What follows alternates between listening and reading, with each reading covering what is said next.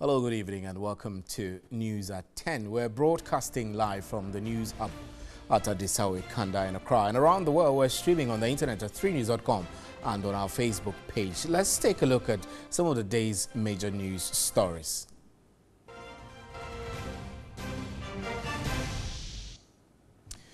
Clearing agents at the port have described government's decision to begin the single window and paperless transaction at the port as a hasty decision which has not gone through broader consultation and education. They are calling on government to reconsider the decision and streamline operations well before implementation.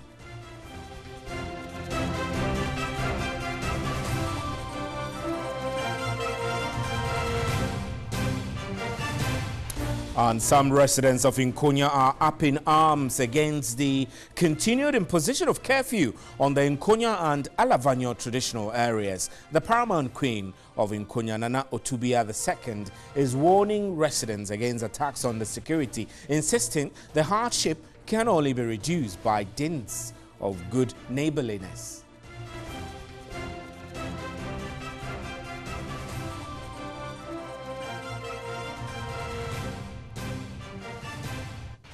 And a coalition has been formed to protest against the mandatory towing levy. The coalition is made up of the National Union of Petroleum Tanker Drivers, Chamber of Petroleum Consumers, Ghana Committed Drivers Association, General Petroleum and Chemical Workers Union, Industrial and Commercial Workers Union, Movement for Social Justice, and the Progressive People's Party. The coalition believes Ghana currently has existing good road safety laws which, when enforced, will lead to much safer roads for all.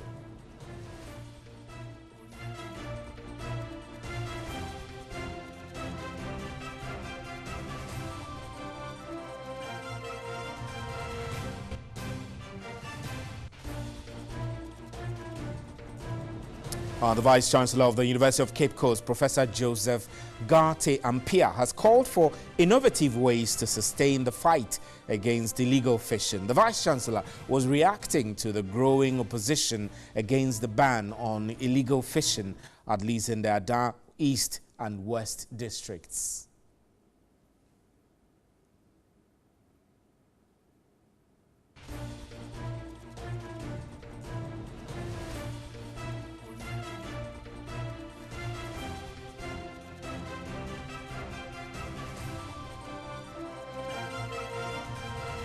Those were our major news highlights. Remember, we're streaming live on our Facebook page and also on 3news.com. Up next is the big one.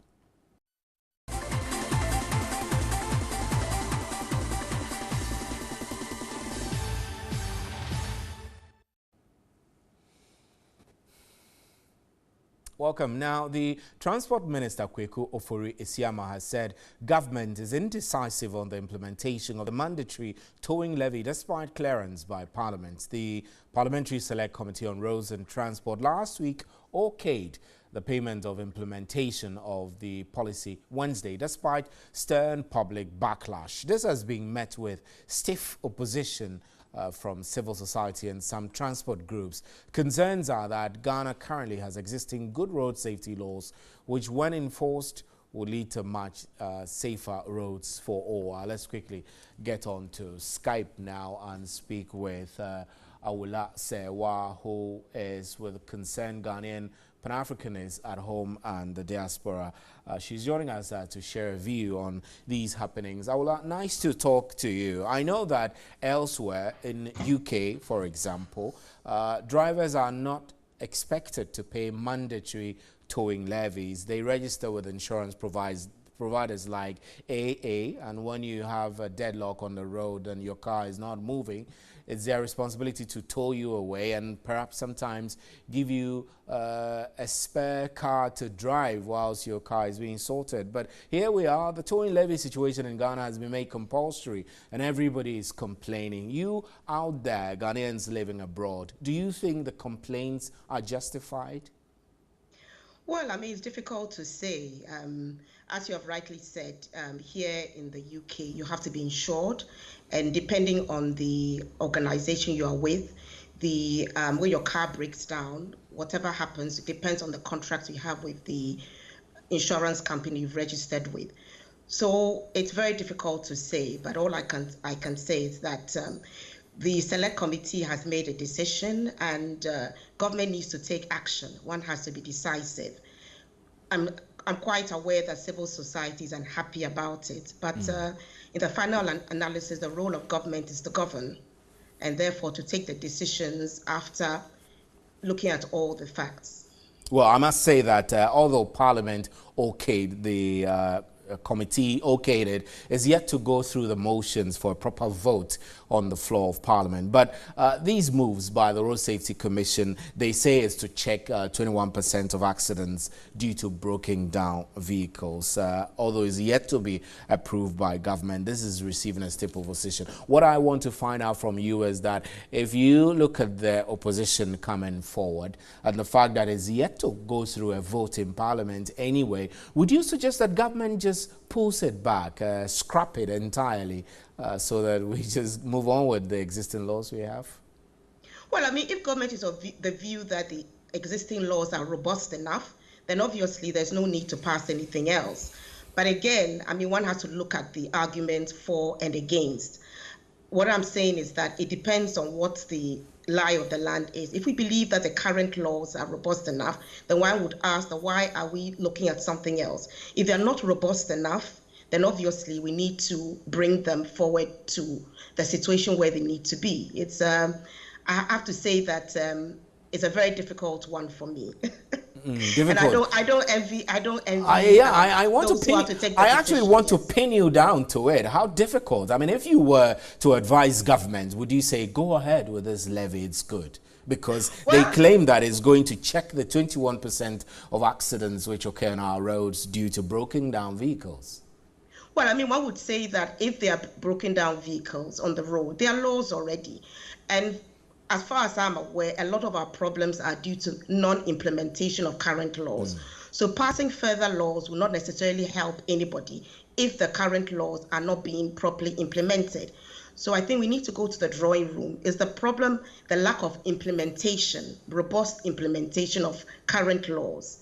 And I suspect that a lot of it has to do with that, because you can't just have broken down vehicles lying on the road.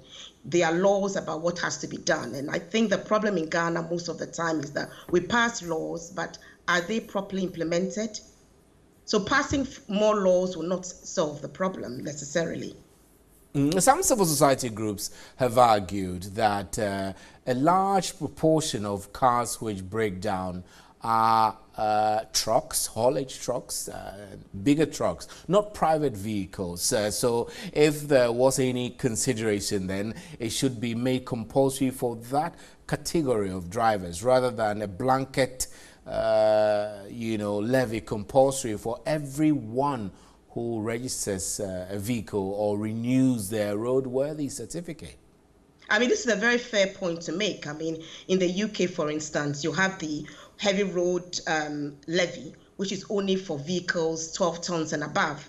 And they pay a special fee because of, obviously, the way when they use the roads and so on and so forth. So, yes, I think that is a very good point one can consider. Now, why don't we focus on the heavy duty vehicles? That is a way forward. But I'll go back to say that a lot of the reasons why some car breakdown is lack of proper maintenance of the vehicles. So there are other things which can be looking at. Just passing this law will not necessarily help. We have to look at why the vehicles are breaking down, what is happening to maintenance, even the roadworthiness. How robustly is it done? Are the vehicles on the roads as in the conditions in which they should be? So these are some of the things we might be looking at. So you won't emphatically say the compulsory road levy, the towing levy is not good? So you wouldn't emphatically say that? I mean, I have to be honest and say that I haven't done enough research to be in a position to speak on the matter. So what I would say is that those in Ghana who have all the facts will be in a better position than those of us That's right. in the UK, So I trust the Ghanaian public to come to the right decision. But I'm just saying that merely passing laws is not the solution. It's a question of enforcing what we already have. Right. We'll leave it here. And we know the weather is changing by now, and you could be catching the cold already. But we're grateful that you always speak with us. Keep safe, enjoy yourself, and thank you very much for joining us. Thank you for having me. Have a good evening. Awola Sewa is with the Concerned Guardian Pan-Africanist at home. And the diaspora, you're still watching News at 10, and we're broadcasting live from the News Hub Batadesawe. And if you're on the internet, you can see us live on our Facebook page and on 3news.com. We have more news for you. Please don't go away.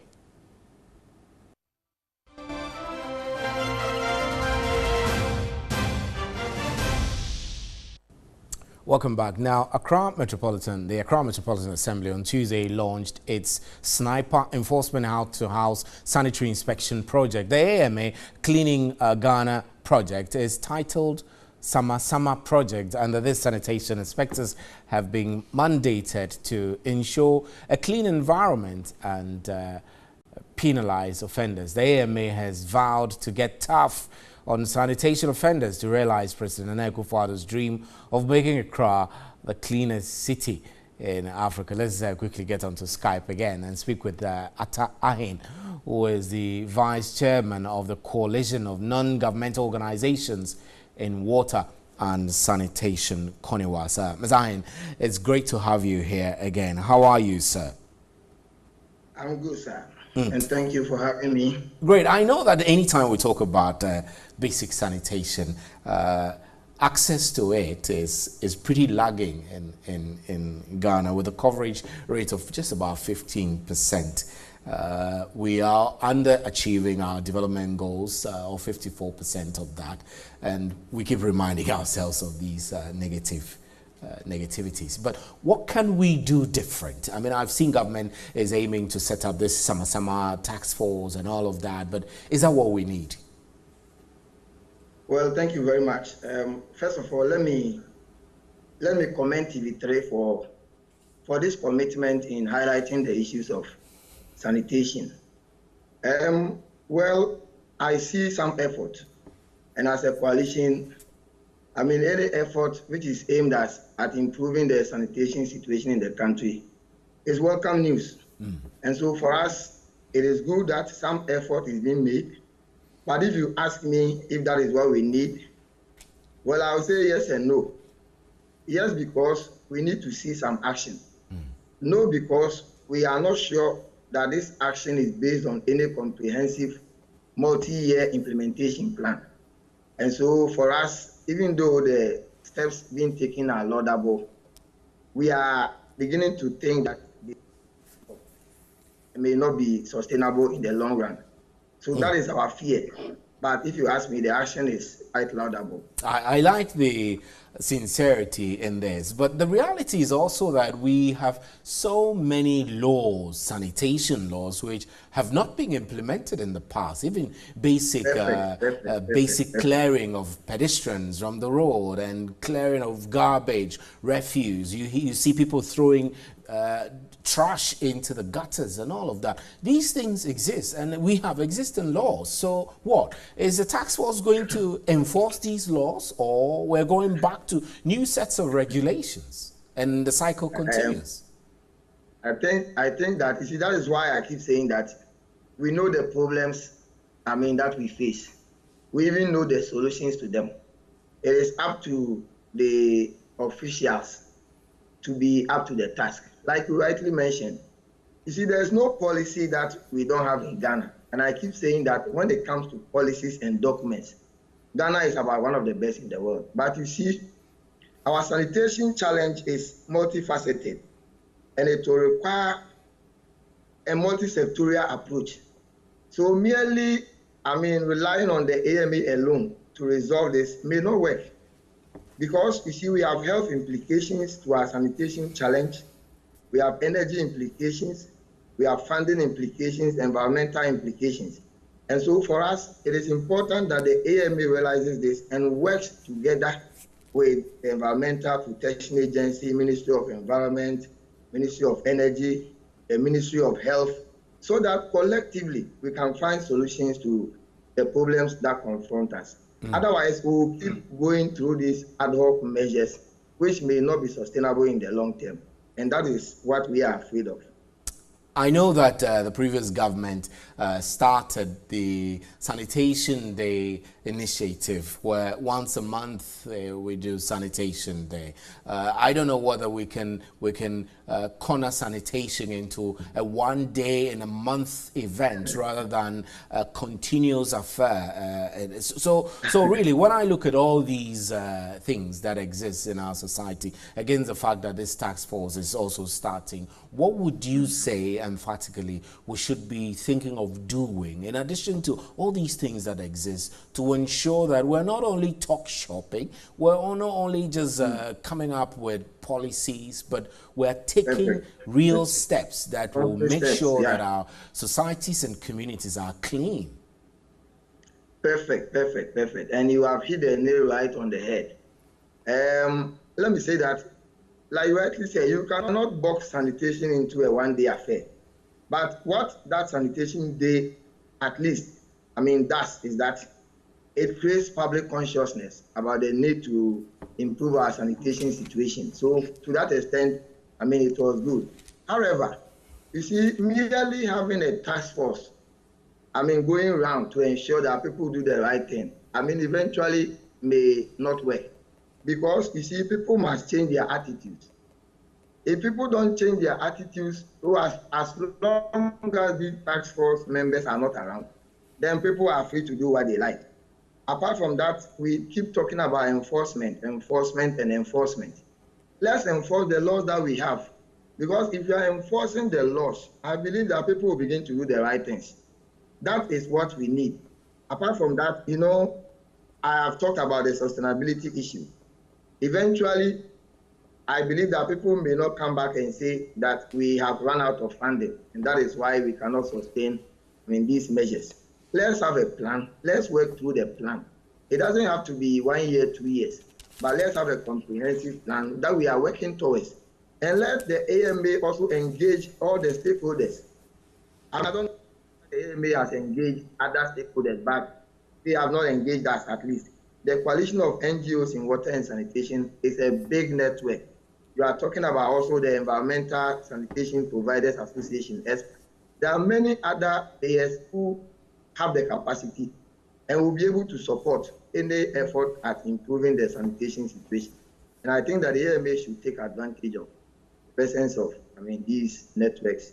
Right. And Right. Mr. Atahin, we're grateful for your time. Thank you extremely for joining us on TV3's News at 10. Atahin is with CONEWAS, the Coalition of NGOs on Water and Sanitation. Let's move away from that. The Vice-Chancellor of the University of Cape Coast, Professor Joseph Garte Ampia, has called for innovative ways to sustain the fight against illegal fishing. The Vice-Chancellor was reacting to the growing opposition against the ban on illegal fishing, at least in the Adan East and West districts.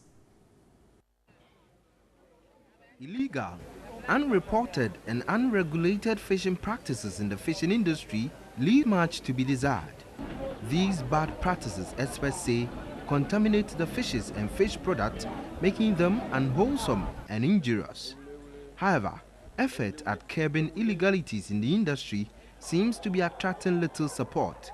Vice-Chancellor of the University of Cape Coast, Professor Joseph Garte Ampia, thinks the Department of Fisheries and Aquatic Sciences and the Center for Coastal Management of the university needs to come up with innovative ways to help the sector ministry address the menace. Through research and collaboration with the other relevant institutions to make our seas and seafoods once more safe for utilization and consumption as a people. And I'm very proud of the achievements of this project so far, and I believe that this will continue. Addressing a USAID UCC Fisheries and Coastal Management Capacity Building Support Project's Work Plan Development Workshop at Pampram in the Greater Accra region, Sector Minister Elizabeth Afoluke called on all stakeholders to join forces with the ministry to provide alternative ways. If we don't show our commitment to achieving these results, then we must all ask ourselves if we are doing the right things. Where are the fisheries research scientists? What intervention measures do they bring to the table to resolve the impasse? Where are the strategies to revamp the overfished stocks? Where's the voice of academia to complement government's efforts at stopping the illegal fishing practices? An associate professor and director of the Center for Coastal Management, Dr. Dennis Walanyo Aheto, intimated that the project is contributing to the government of Ghana's fisheries and coastal resources development alternatives and USAID's Feed the Future initiative of the American government. And clearing agents at the Tema Port have described government's decision to begin the single window and paperless transaction at the port as a hasty one, which has not gone through broader consultation and stakeholder education. They're calling on government to reconsider the decision and streamline operations well before implementing. The Vice President, Dr. Mahmoud Bawumia, announced government's decision to ensure that clearing at the port is done through single window and a paperless transaction by the 1st September of this year. But since the announcement, there have been mixed reactions, with some stakeholders questioning the starting date. Among the most worried stakeholders are the over 3,000 clearing agents who are not sure of their faith and raising concerns of lack of knowledge on the new operations. What are they doing? Is it not single window? Where's Blue? What are they doing? Is it not single window? So are they now coming to tell us they are building us a new window, single window for what? They should give us a break. We don't need this. They failed us. They've deviated. They will fail. They have to come and look for us and assess what is going on. Because the top man is only looking for what is going to. 1 month to the starting date, GCNet and the Customs Division of the Ghana Revenue Authority have engaged clearing agents at the Tema Port to explain the single window and the paperless transaction system to strengthen compliance. One of the implementers of the project says all is set. We've put together quite a number of systems. We've put together some investment to ensure that by 1st September, we're able to go paperless across the ports. But even with these engagements, stakeholders are not hopeful of a successful project. And some residents of Nkonya are up in arms against the continued imposition of curfew on Nkonya and Alawanyo traditional areas. The paramount queen of Nkonya, Nana Otubia II, is warning residents against attacks on the security, insisting the hardships can only be reduced by dint of good neighborliness. The Nkonya Alawanyo traditional areas were slapped with yet another curfew following renewed criminal killings of innocent persons in April this year. Currently, the curfew is between the hours of 8 p.m. and 6 a.m. each day. This, residents argued, is heavily affecting their livelihood and traditional rights. As a result, some residents reportedly keep violating the curfew hours, leading to some violent confrontations with the security detailed in the area. I've been getting numerous complaints, especially from the police and the military. They said curfew, and so when it's 8 o'clock and you are not in your house and the police arrest you, should you throw stone at the police vehicle? Please, don't be deceived. When you obey the law, you don't have any problem with the security. The paramount queen of Nkonya, Nana Otubia, in her recent mob injustice campaign, disapproved of the happenings. Nkonya is not a lawless town. We have leaders. I will make sure there is discipline. You can't come to me and tell me that you have thrown stone at a policeman's car, so they have arrested you, so I should come and bail you. I will even give more money to fuel the car and send you to Nsawam. If that will make me unpopular, so be it. She vowed to support security personnel maintaining law and order. Nana Bia is putting elders behind bar. Nana, if you're an elder and you don't respect yourself and you incite somebody to go and do what it is not supposed to do, I will make sure the authorities deal with you. If that is what will lead to my dismissal, I'm ready for that. The commanding officer of the Nkonya Alawanyo mission Captain Felix Opoku commended the Paramount Queen for her intervention and called for change in attitude. It was very insightful and it hits all the points at the core. And I believe if other areas also does this, it will help foster the peace that you're all trying to have in this area. Nana Otubia II urged her subjects to rethink their actions in order to help bring back freedom to the area.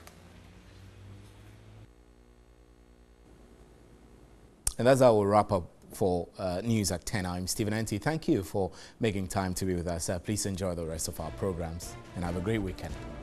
Good night.